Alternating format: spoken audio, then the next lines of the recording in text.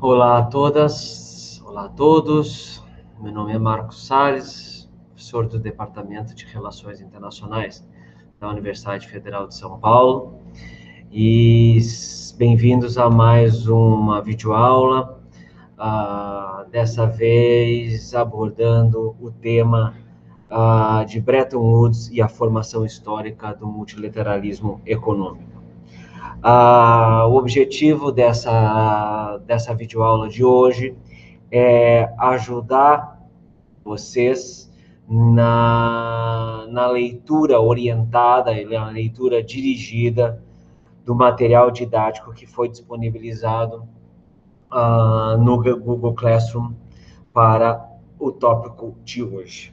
E assim será pelas aulas subsequentes. Para cada uma dos tópicos previstos no nosso plano de ensino,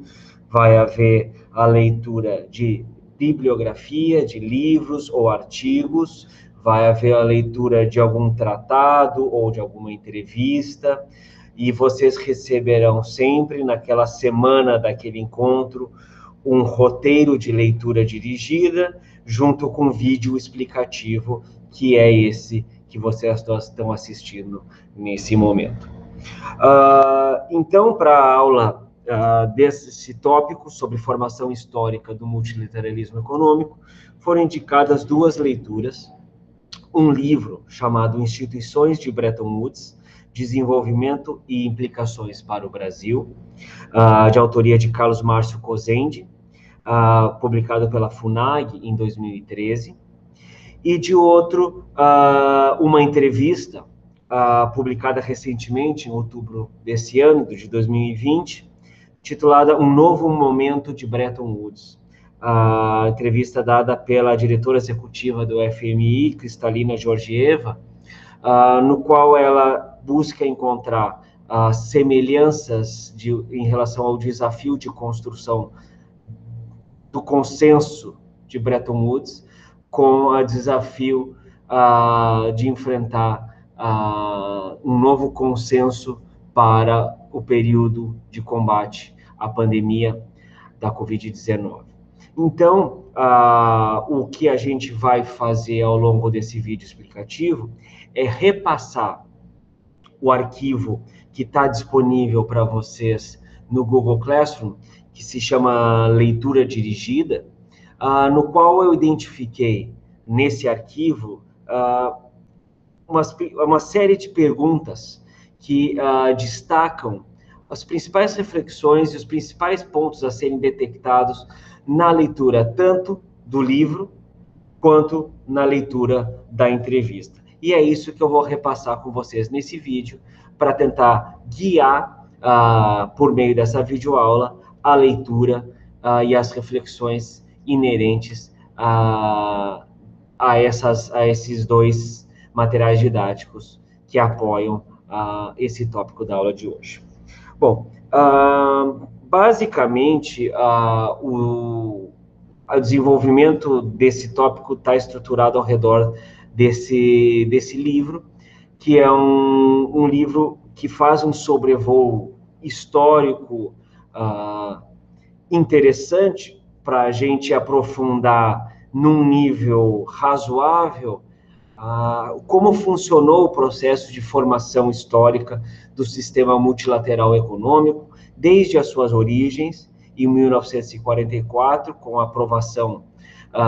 dos acordos de Bretton Woods, passando por uma série de marcos temporais importantes para o sistema multilateral econômico, até o livro chega até o pós-crise de 2008,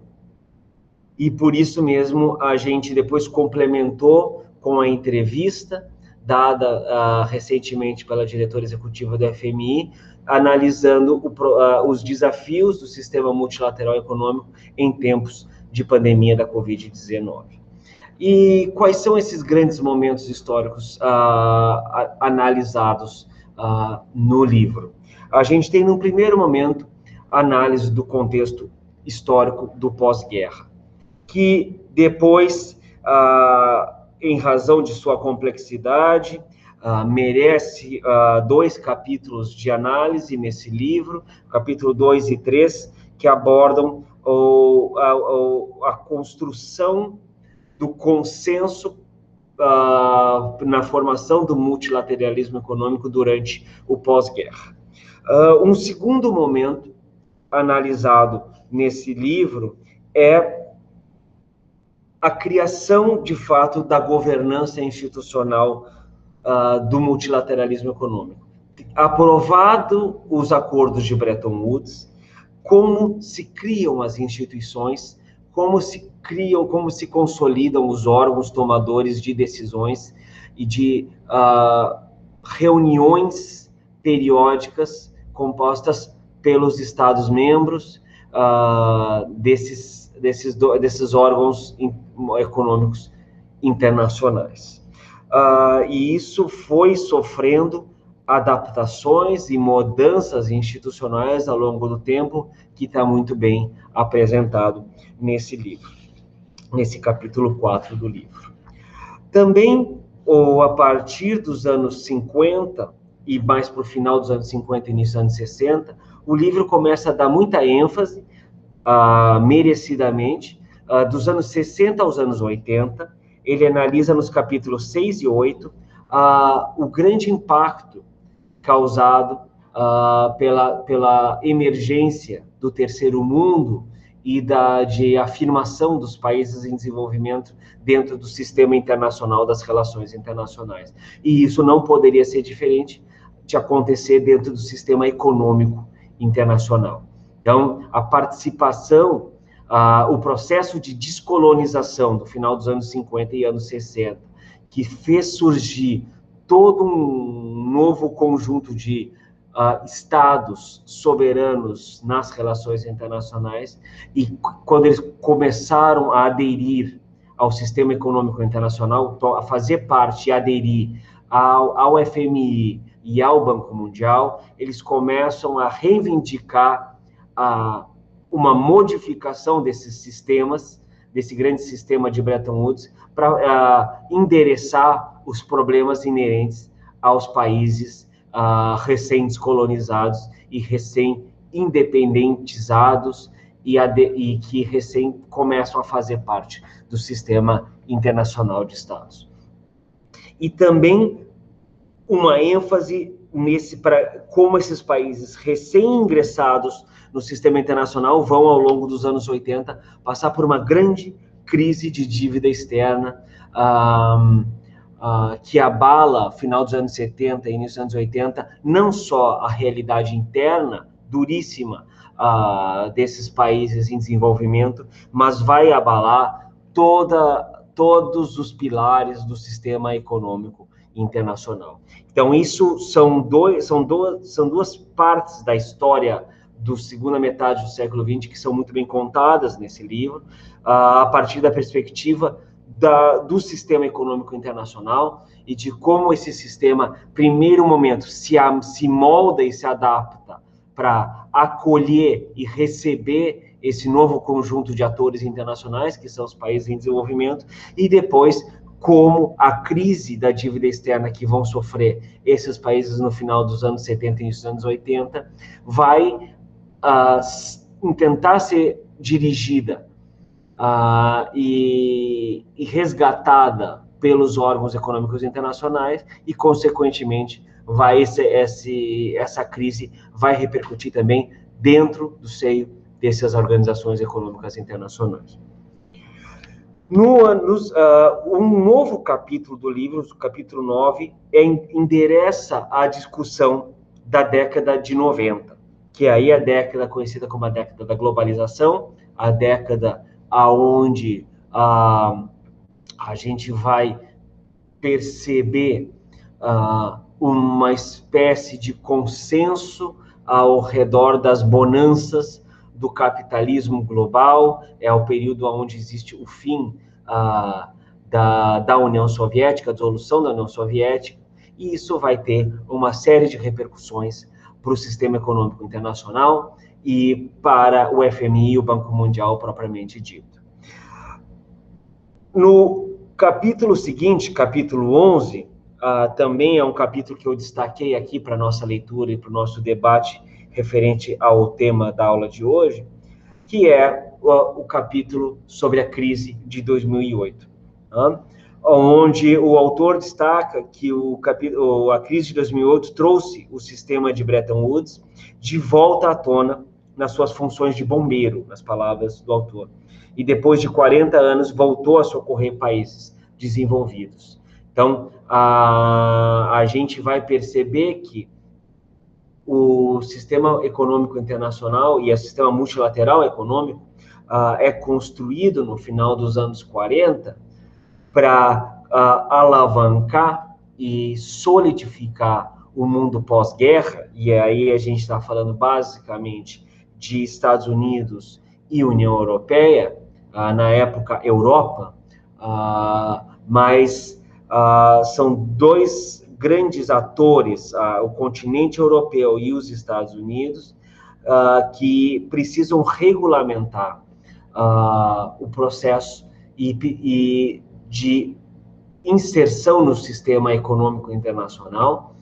e por isso são os principais beneficiários naquele momento, no final dos anos 40 e dos anos 50, dessa rede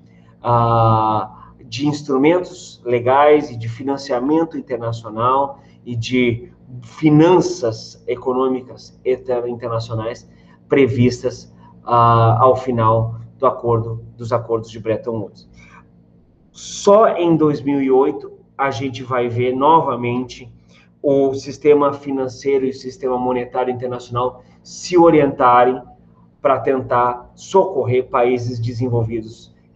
novamente. Então, é um capítulo muito importante do sistema econômico internacional que está muito bem previsto e explicado no capítulo 11 desse livro. Quando a gente finaliza esse livro com o capítulo 13, no qual o autor tenta fazer, a modo de conclusão, um percurso da evolução histórica do regime de Bretton Woods, tentando identificar as principais características desse regime atual. Que ele diz que a gente não vive mais o regime de Bretton Woods, a gente vive o regime que sobreveio a Bretton Woods e que foi sendo modificado, atualizado, adornado, de acordo com os novos momentos da história, de acordo com cada momento da história, ele foi sendo atualizado e ele vem tentar traçar algumas das principais características que hoje acabam vigendo no mundo do multilateralismo econômico contemporâneo. Também a gente destacou alguns pontos importantes da entrevista da diretora-geral do FMI, mas esse a gente vai comentar mais adiante. Então, em linhas gerais, são os grandes momentos. Eu vou repassar algumas das principais perguntas que estão destacadas para a gente analisar em cada um desses capítulos que foram identificados e apontados como mais importantes desse pequeno livro que está disponibilizado pelo Google Classroom. Então, em relação ao período do pós-guerra, aqui é importante destacar, primeiro, e é preciso que vocês conheçam e aprofundem, quais são os objetivos centrais das negociações de Bretton Woods. Bretton Woods, quando se inicia ao final, e já se encaminhando para o final da Segunda Guerra Mundial, nós começamos a ver um consenso, tanto de parte de Estados Unidos, quanto de Europa, e basicamente Inglaterra, e também da União Soviética, que são aí, nesse momento, uma articulação dos vencedores da Segunda Guerra Mundial, de começar um diálogo para construir as bases do sistema multilateral econômico do pós-guerra. Até o momento, na história das relações internacionais, nós não havíamos tido ainda um consenso de construir pilares multilaterais econômicos. Já tínhamos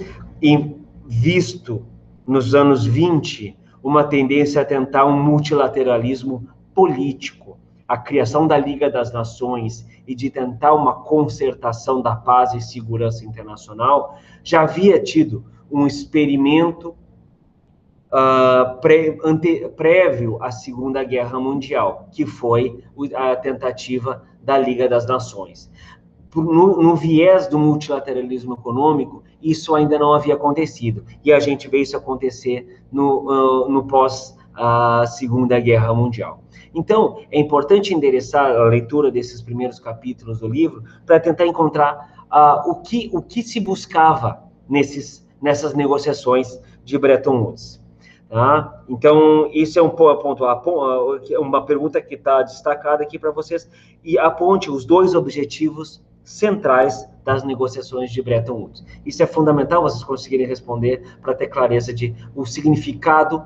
histórico e o que se buscava com o processo de negociação de Bretton Woods que se concluiu em 1944.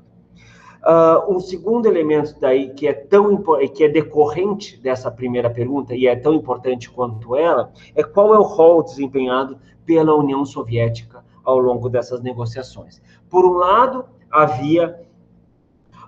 dois grandes players das relações internacionais, vitoriosos dessa Segunda Guerra, que emergeram do final do século XIX e do início do século XX, que era Inglaterra e Estados Unidos. E esses são a força, digamos, econômica do sistema capitalista daquela época, e também vemos em paralelo, do outro lado da cortina europeia, está a União Soviética, que é muito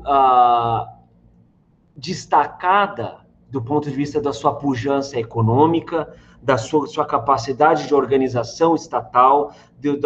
ela ganhou muita notoriedade como um grande ator e um dos grandes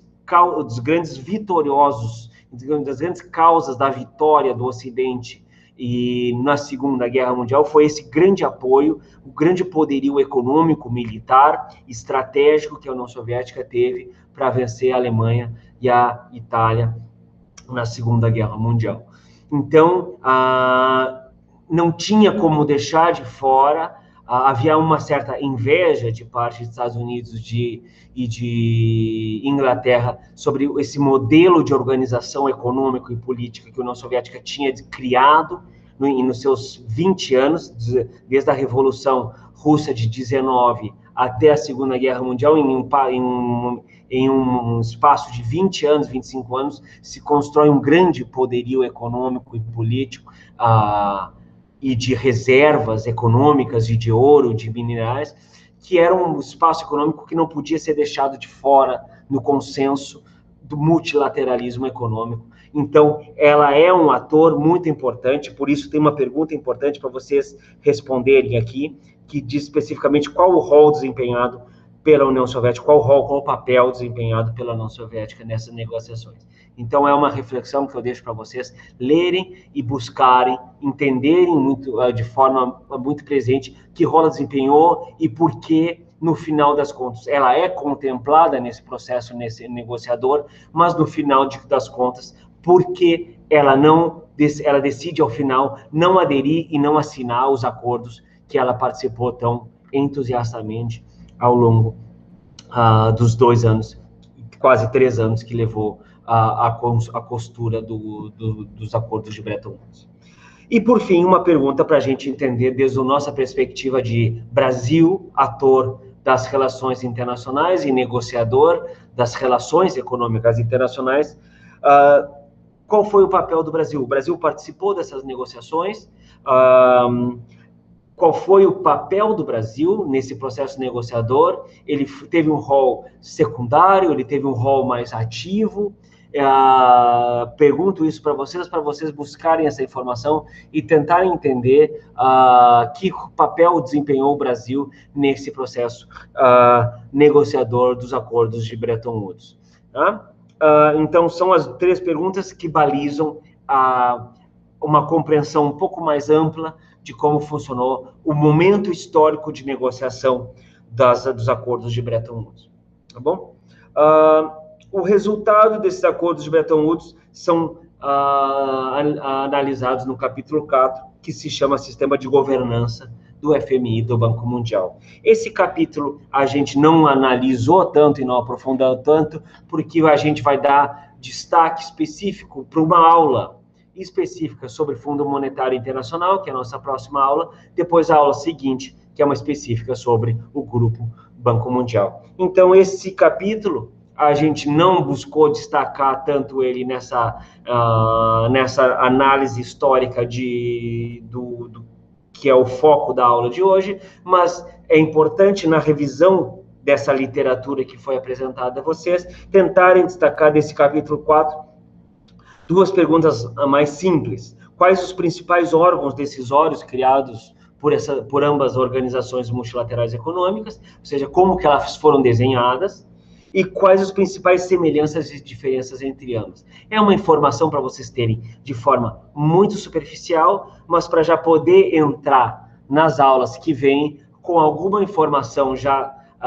mastigada, já digerida, para entender e se familiarizar com o sistema do FMI e o sistema do Banco Mundial, ao menos de forma superficial, que é o objetivo desse capítulo, desse livro, para entender o sistema de governança do FMI e Banco Mundial. Dito isso, vamos a um tema importante que está aprofundado de maneira um pouco mais intensa no capítulo 6 e no capítulo 8, que é o que eu já havia comentado para você, que é o papel do terceiro mundo, dos países em desenvolvimento, no sistema multilateral econômico. Tá? A gente tem aqui dois grandes momentos que são analisados no livro e que merecem uma reflexão mais aprofundada. A gente tem um primeiro momento que se chama período de descolonização. O que foi o período de descolonização? O período de descolonização é um período onde a gente chega aos anos 50 e a gente já estava sob a égide do sistema ONU e o sistema ONU começa a convidar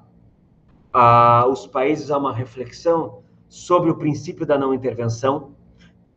e o princípio da autodeterminação dos povos. E a Europa, ainda ao final da Segunda Guerra Mundial, ainda mantinha uma política de colonização muito brutal em relação à África e ao Sudeste Asiático. Então surge uma pressão muito grande já no âmbito da comunidade internacional, especialmente dentro do âmbito da ONU, para implementar uma política de descolonização e de autonomia e de liberdade e de autodeterminação para os povos que estavam subjugados por um processo de colonização exploratório e de violação da autodeterminação econômica, política, cultural e social desses povos, especialmente da África e do Sudeste Asiático. Então, é isso que a gente vai ver acontecer na história das relações internacionais, é a grande marca dos anos 50 e anos 60, que a gente vê em uma questão de 10 anos duplicar a quantidade de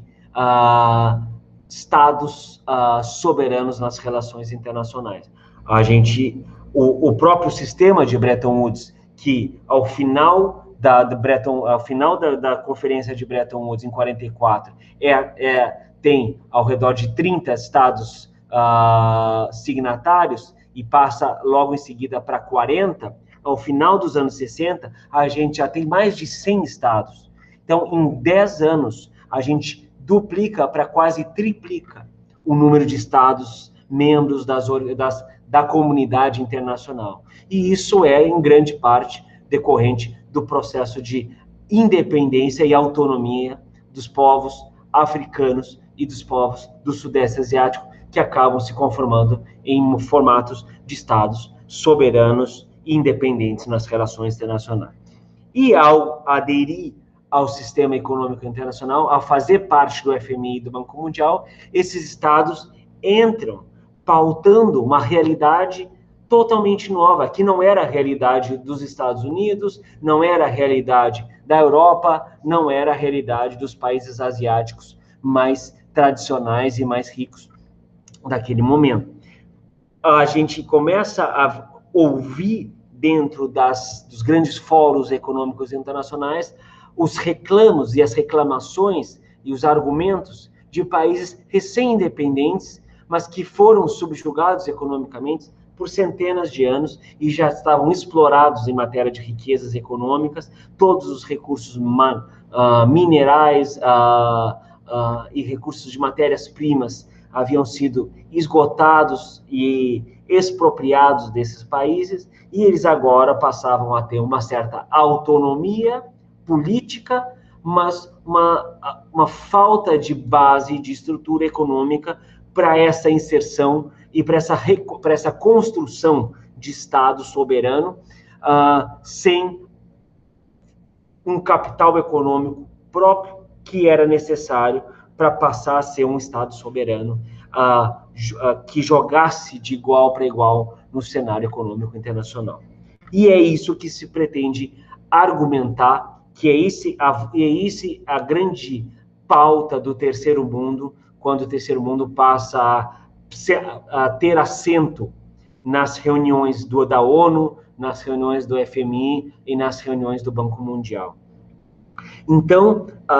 o objetivo da leitura desse capítulo é entender como o processo de descolonização da África e do Sudeste Asiático nos anos 50 e 60 impacta, em termos práticos, na atuação do Banco Mundial e do FMI. Como que eles passaram a ter direito de voz? Como que eles passaram a ter direito de voto? Que linhas financeiras, que linhas econômicas foram criadas no sistema FMI, sistema Banco Mundial, para atender as demandas desses países em desenvolvimento, que não eram as demandas de um país que estava se reconstruindo da Segunda Guerra, mas eram países que estavam se reconstruindo de um processo de colonização que havia sido extremamente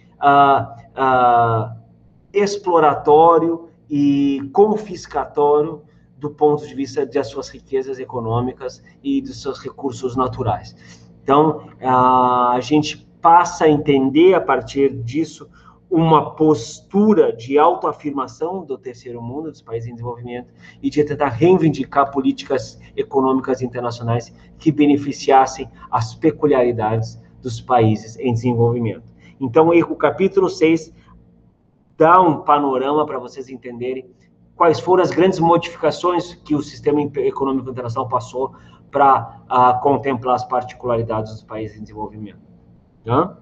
Já o capítulo 8 vai dar um passo adiante, 2 décadas, para entender como, no início dos anos 80, esses mesmos países em desenvolvimento se inserem no sistema internacional, se inserem fragilmente, as políticas criadas pelo sistema econômico internacional é extremamente frágil, entra a partir de uma lógica de financiarização dos estados, eles precisam criar bolsas de valores, precisam criar capital especulativo para atrair investimentos especulativos, atrai também investimentos produtivos, a gente tem um grande período de capital produtivo sendo canalizado para a construção de infraestrutura, portos, aeroportos, investimentos também privados em criação de multinacionais, geração de políticas industriais, políticas de emprego, mas o grande arsenal do FMI nesse momento é financiarizar o sistema desses países em desenvolvimento que estão ingressando no sistema econômico internacional. E isso se fragiliza muito no final dos anos 70, com uma grande quebra do petróleo e acaba gerando uma grande crise de endividamento dos países em desenvolvimento. Isso perdura quase todos os anos 80, a gente sentiu isso aqui no Brasil e na América Latina de forma muito brusca, muito drástica. Então, a reflexão proposta para vocês aqui na leitura do capítulo 8 é entender como a crise da dívida externa dos países em desenvolvimento nos anos 80 exigiu transformações estruturais para o sistema de Bretton Woods. E quais foram essas transformações estruturais? O que muda no sistema de Bretton Woods para agora contemplar uma realidade de países altamente endividados e quebrados, que levou à quebra e o endividamento externo não só dos países em desenvolvimento, mas também uma grande quebra dos países acionistas, dos principais acionistas do sistema monetário internacional, que ficaram tendo que suprir as reservas de liquidez internacional e passaram a perder também toda a sua liquidez. Então, foi necessário todo um rearranjo do sistema econômico internacional durante os anos 80. O que foi feito nesse momento é a pergunta que ajuda vocês a guiar a leitura do capítulo 8 do livro, tá bom? O capítulo 9 nos leva à década seguinte, a década de 90. E essa década de 90 mostra como, da década de 80 para a década de 90, houve um bem-sucedido rearranjo do sistema econômico internacional, aonde, bem ou mal, grande parte da comunidade internacional saiu desse problema de endividamento externo. As moedas dos países em desenvolvimento passaram a voltar a ser valorizadas. A realidade econômica e política institucional dos países em desenvolvimento voltou a ter algum nível de progresso e de avanços institucionais, de Estado, de economia. Os programas sociais voltaram a ser conduzidos ao longo dos anos 90. Muitas reformas estruturais passaram a ser consensuadas como fundamentais para que todos os países do mundo, tanto o ocidental quanto o oriental, dos desenvolvidos quanto em desenvolvimento, passassem a adotar. E todo esse arsenal foi chamado, nessa época, de Consenso de Washington. E isso é o que marca a década de 90, a década da globalização, e isso teve dois pilares importantes para essa década de 90, que o livro analisa, que eu destaquei aqui como importante para a gente entender essa progressão histórica do sistema multilateral econômico. Um primeiro é como o fim da União Soviética impactou o sistema de Bretton Woods. Aqui a gente vai ter um grande divisor de águas das relações econômicas internacionais. Até o início dos anos 90, todo esse conjunto de estados que compunham a União Soviética, até o momento, não partícipes do sistema econômico internacional, não participavam do sistema FMI, sistema OMC, sistema GATT e sistema do Banco Mundial. Agora que saem, agora que se dissolve a União Soviética no início dos anos 90, eles passam a ser estados com autonomia internacional e com soberania para a atuação internacional, passam a participar e aderir ao multilateralismo econômico de maneira... é uma avalanche de estados que passam a reclamar adesão no FMI, no Banco Mundial. Alguns já começam a buscar adesão dentro da própria União Europeia,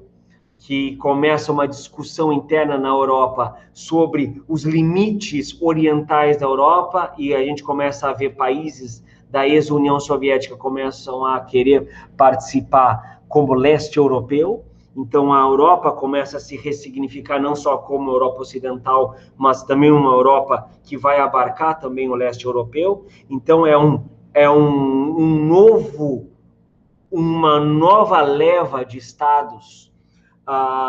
que passam a se unir à comunidade internacional, e aqui especialmente na comunidade econômica internacional. Então, as perguntas aqui é entender o fim da União Soviética e seu impacto para o sistema de Bretton Woods, e também o que a gente vai perceber que com a entrada desses países, há uma nova desestabilização, digamos, da macroeconomia internacional e vai gerar uma nova crise dos países em desenvolvimento, e dessa vez não uma crise de dívida externa, mas uma crise cambial. Há um grande desequilíbrio cambiário no mundo, e a gente vê a partir de 94 no México, 99 na Argentina, 2001 no Brasil, o mundo colapsa do ponto de vista cambial, e aí a gente vê outra vez o fim daquele mito da globalização, de todo aquele consenso de Washington, se desestrutura, e os países em desenvolvimento, vêm outra vez querer participar do processo de tomada de decisão para outra vez fazer as reclamações das particularidades e dos seus interesses, das crises que a realidade local dos países em desenvolvimento está sofrendo e não se vê refletida nos grandes parâmetros do FMI e do Banco Mundial naquele momento. Então, o que a gente vai ver em 99 é, por essa pressão, a gente vê o G7, que é o grupo dos 7 países mais ricos, se transformar em G20. E isso é um momento muito importante da história da geopolítica internacional e da geopolítica econômica internacional, porque a tomada de decisão dos grandes players internacionais deixa de ser o grupo dos ricos, como era chamado, o G7 deixa de ser apenas os grandes países desenvolvidos e avançados do mundo, e a gente passa a ver representados no G20 países latino-americanos, países africanos, países do Sudeste Asiático, países do Oriente Médio, e a construção do consenso internacional, da comunidade internacional, para fins de estratégias econômicas e comerciais e financeiras internacionais, agora deixa de surgir do âmbito do G20, G7, e agora passa a ser o do G20. Então, a pergunta lançada para vocês, para buscarem nesse capítulo 9, é entender o que é o G20 e como o G20 vai se institucionalizar e vai modificar as políticas do FMI e do Banco Mundial. Isso são alguns elementos que são apresentados nesse capítulo 9 que merece uma análise mais atenta no momento de fazer a leitura desse capítulo 9. Por fim, tematicamente, o livro vai se encerrar analisando a crise de 2008 e como essa crise de 2008 exigiu uma nova reformulação do sistema de Bretton Woods, uma nova atualização do FMI e do Banco Mundial, para que o sistema de Bretton Woods fosse capaz de dar conta dessa crise mais recente de 2008. É uma crise que vai surgir, em grande parte, por um processo de especulação financeira, criada basicamente dentro do seio do sistema financeiro norte-americano, mas que também se copiou e clonou para dentro do sistema financeiro europeu. Então, a gente acaba vendo um grande processo de especulação e de sobreposição de sistemas financeiros particulares dentro das bolsas de valores, grande parte em decorrente de uma especulação dos sistemas imobiliários, que aconteceu tanto nos Estados Unidos quanto na Europa, e isso gerou um efeito pirâmide que desestruturou por completo, por dentro, os sistemas financeiros dos países desenvolvidos naquele momento. E isso fez com que esses grandes financiadores do sistema econômico internacional, nesse momento, Estados Unidos e União Europeia, de forma conjunta, ainda representavam mais de 40% do capital do FMI e do Banco Mundial, ou seja, eles precisavam desses... Nesse momento, eles se desestruturam financeiramente, e aí, pela primeira vez, como eu havia comentado em 2008, em 40 anos, que o FMI e o Banco Mundial passa a precisar financiar os seus grandes financiadores. Os grandes países desenvolvidos, as grandes economias, passam a precisar de recursos e de empréstimos e de apoio financeiro para dar conta de sua enorme desestabilização financeira interna. Quem vai socorrer nesse momento? A gente vai ver o grande cinturão daquele momento chamado de Sul Global, BRICS, o G20 novo, é o que passa a apoiar e construir agora e a sustentar as estruturas do sistema financeiro internacional. O Brasil aumenta seu aporte dentro do sistema financeiro internacional, a China, a Índia, a África, o Oriente Médio aumentam o seu capital, e aí com isso os países de desenvolvimento passam a apresentar quase 50% já do capital FMI, ou seja, existe uma reconfiguração institucional que não é só geopolítica, é geoeconômica, mas isso se reflete também dentro de uma reforma das instituições internacionais, esse novo papel que passam a desempenhar os países de desenvolvimento de sustentar a economia internacional entre 2008, 2009 e 2010. Os grandes sacadores de recursos internacionais nesse momento é Estados Unidos, mas vai ser também Portugal, Itália, Grécia, Espanha, que passam a necessitar muito do apoio do FMI a partir de 2008 para essa reconstrução financeira pós-crise de 2008. Então, é muito importante entender a crise de 2008 do ponto de vista de reposicionamento geopolítico mundial e também reformas institucionais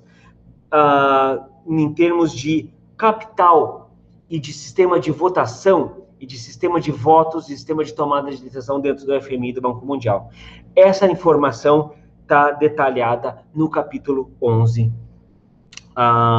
do livro que foi indicado para leitura nesse tópico, tá bom? E, por fim, o capítulo 13, que é um capítulo de conclusões, onde ele buscou tentar destacar em cada um dos objetivos originais do FMI e do Banco Mundial, como esses objetivos originais foram atualizados ao longo das décadas para cada um desses momentos históricos que eu destaquei, o processo de descolonização nos anos 60, a crise da dívida externa dos anos 80, a globalização da economia nos anos 90, a crise da dívida cambial no final dos anos 90, a crise de 2008, cada um desses momentos exigiu atualização e reformas do sistema econômico internacional. Ou seja, os princípios de 1944 não são os mesmos princípios vigentes hoje. Então, quais são os princípios que vigem hoje para o sistema econômico internacional? Estão lá detalhados no último capítulo de conclusão desse livro. Leiam, revisem, detectem 3 características atuais do sistema econômico internacional que vocês consideram os mais importantes do ponto de vista dos países de desenvolvimento, especialmente do Brasil, tá bom? Então, esse é o objetivo dessa leitura desse livro, vocês conhecerem alguns detalhes importantes da história econômica das relações internacionais dessa segunda metade do século XX e da primeira década do século XXI, que está muito bem retratado nesse livro, por isso ele foi indicado. É uma leitura extensa, mas que, lendo com calma e dedicando-se a responder cada uma dessas perguntas de forma dirigida, vocês vão entender os principais aspectos a serem captados na leitura desse livro, para vocês terem uma noção de fundo da formação do sistema multilateral econômico que hoje impera nas relações internacionais, tá bom? Para complementar e atualizar essa leitura, foi indicada a entrevista recente da diretora executiva do FMI, a Kristalina Georgieva, que deu uma entrevista importante que foi na abertura, um discurso dado na abertura da reunião de governadores, da Junta de Governadores do FMI. E eu quero destacar aqui duas perguntas que eu fiz para vocês, que na verdade são perguntas para dirigir a leitura da entrevista, uma entrevista curta de 3 páginas, mas que nos ajuda a entender uma reflexão que ela propõe, que é a ideia de que, na atualidade, nós estamos enfrentando um novo momento de Bretton Woods. Ela quer tentar assemelhar o momento que estamos vivendo hoje, 2020, plena pandemia, que está além da devastação humana causada pelo mais de 1 milhão de mortes e de doentes gerados pela Covid-19, está acontecendo um impacto econômico e financeiro jamais visto na história das relações econômicas internacionais. A crise econômica provocada vai fazer com que a gente tenha um retrocesso em termos de PIB global de quase 10%. Isso nunca aconteceu desde a formação do sistema econômico internacional. Então, a gente tem 11 trilhões de prejuízo econômico internacional. E isso vai levar, se não houver uma resposta rápida ao longo de 2021, pode levar, de acordo com todos os analistas econômicos internacionais, e aqui está retratado na entrevista, pode levar a um dano econômico que vai gerar um dano de estrutura do Estado, de capacidade de déficit, capacidade orçamentária, capacidade de investimentos, e no setor privado, capacidade empresarial de manter empregos, de manter renda, que pode gerar um processo de desemprego global e de aumento da fome e da desigualdade planetária nunca vistos. Então, a grande preocupação hoje na discussão do sistema econômico internacional, seja no papel que o FMI, o Banco Mundial, a OMC e a OCDE e os grandes regimes econômicos internacionais, é como que esses regimes e essas organizações podem favorecer a mitigação dos impactos econômicos dessa crise e como que ela pode auxiliar os países a enfrentar essa grande crise econômica de estrutura institucional e de estrutura financeira, também a auxiliar os setores empresariais e industriais a manter emprego, a manter renda, para que a população mais vulnerável não perca seus empregos, não perca a renda, não aumente o número de pobreza extrema, ainda mais do que já está aumentando ao longo desse ano. Então, essas são as grandes interrogantes que estão apresentadas hoje, que essa entrevista tenta trazer para vocês, para refletir sobre a calamidade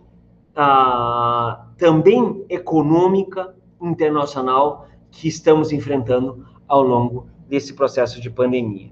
Tá? E aí vem essa pergunta feita pela própria diretora do FMI, que ela se pergunta quais são os 3 imperativos que devem guiar a comunidade internacional na reconfiguração desse mundo pós-pandemia. E ela destaca 3, que eu gostaria que vocês lessem e identificassem a partir da entrevista. Uma delas é, em primeiro lugar, que existam políticas econômicas adequadas localmente. E isso passa pela ideia de que a comunidade internacional, FMI, Banco Mundial, OMC, OCDE, não podem dar receitas prontas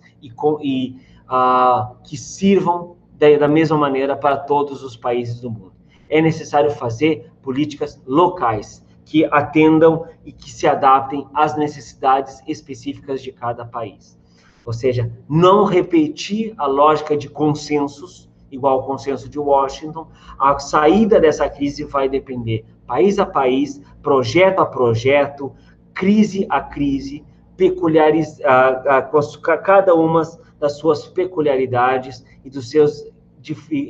dificuldades enfrentadas por cada país. Isso é fundamental como pilar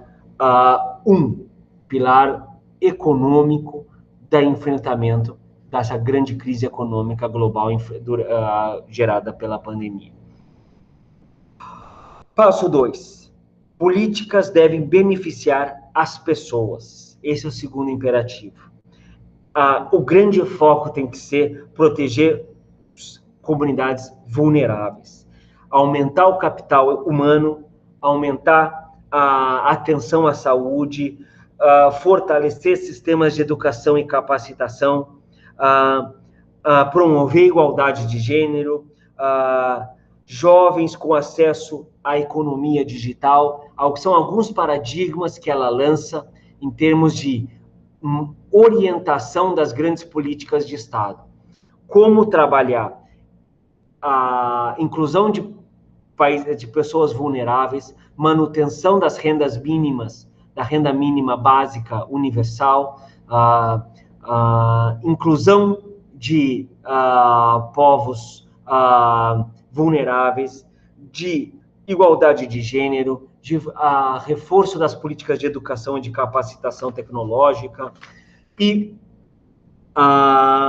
por fim, o processo de inclusão digital. Todo esse processo de digitalização do mundo, como a gente está enfrentando aqui no processo educativo, de ir para o caminho das atividades acadêmicas à distância, isso também está acontecendo no sistema financeiro, no sistema produtivo, no sistema de políticas de Estado, a administração pública também está se digitalizando. Isso é uma tendência irreversível que vai surgir agora a partir da pandemia e tem que ser feita muita ênfase para assegurar a inclusão digital. Esse é um dos pontos que ela destaca também dentro desse segundo imperativo, que é políticas orientadas às pessoas. E, por fim, a ideia de sair dessa crise econômica global gerada pela pandemia, com ênfase nas mudanças climáticas. É atacar a catástrofe climática como a premissa de saída da crise. Porque ela diz, se nós estamos imaginando que as dificuldades geradas pela pandemia são importantes, as dificuldades econômicas geradas pela mudança climática e pela catástrofe climática que estamos vivendo, a crise climática vai ser muito pior. Tá? Hoje já se calcula de um impacto econômico de 1,3 trilhões de dólares, como ela destaca, gerada pela mudança climática. Tá? Então, aqui a gente tem 3 premissas importantes destacadas para que podem nos ajudar a entender um caminho de futuro para o sistema econômico internacional e que a gente vai tentar resgatar essas 3 premissas ao longo de todo o curso. Quando formos falar sobre a FMI na aula que vem, quando formos falar sobre o Banco Mundial na próxima aula, sobre o OCDE e no segundo bimestre inteiro sobre o OMC, como o desenvolvimento sustentável está presente nessa discussão, como o papel do desenvolvimento humano está previsto na discussão de cada uma dessas organizações econômicas internacionais, e como a gente vai conseguir passar por esse processo de pandemia, analisando e contribuindo para um debate de o papel que tem que ser desempenhado pelas relações, pelas organizações econômicas internacionais e pelos seus regimes jurídicos da economia internacional e das finanças internacionais e da economia internacional como um todo, que afete positivamente as pessoas, ao meio ambiente, e promova a redução das desigualdades e promova um bem-estar social e ambiental. Essas são as grandes diretrizes provocadoras lançadas nessa entrevista pela diretora executiva da FMI. Então, a ideia era, com esses dois textos, o livro sobre as instituições de Bretton Woods, do ponto de vista histórico, e sobre essa entrevista, analisando a contemporaneidade do sistema econômico internacional em período de Covid, são os dois materiais didáticos que vão reforçar vocês a entender melhor esse tópico 1 do nosso curso, que se chama Bretton Woods e a formação histórica do multilateralismo econômico. Eu desejo a vocês uma ótima leitura desse livro e dessa entrevista. Utilizem o arquivo com as perguntas que orientam a leitura dirigida e recorram a este vídeo explicativo desse material didático e dessas perguntas sempre que precisarem, tá bom? Na próxima semana nos encontraremos novamente para a próxima videoaula, que vai tratar especificamente do Fundo Monetário Internacional, tá bem? Uma boa semana a todos e até o nosso próximo encontro. Até mais. Tchau, tchau.